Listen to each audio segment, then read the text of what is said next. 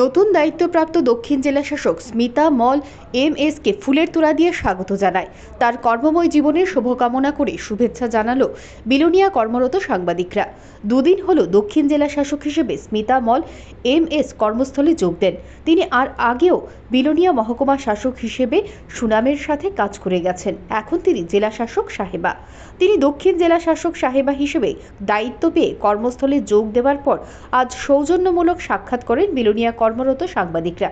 জেলা শাসকের কক্ষে গিয়ে কর্মরত সাংবাদিকরা ফুলের তোড়া তুলে দিয়ে শুভেচ্ছা বিনিময় করার পর কাঞ্চনজঙ্ঘা এক্সপ্রেস বিলোনিয়া রেল স্টেশনে স্টপেজ বিলোনিয়া আইসিপি সংলগ্ন বাংলাদেশের পুরনো রেল লাইনের সংস্কার করে বিলোনিয়া ভায়া ফেনী চিটাগাং যোগাযোগ ব্যবস্থা সহ বিলোনিয়া হাসপাতালের স্বাস্থ্য পরিষেবার সুব্যবস্থা গ্রহণ করার বিষয় নিয়ে আলোচনা করেন বিলোনিয়ার কর্মরত সাংবাদিকরা। বিলোনিয়ার বরিষ্ঠ সাংবাদিক স্বপন কুমার দাস, সমীর দেবনাথ, সুমন নাথ ছিলেন।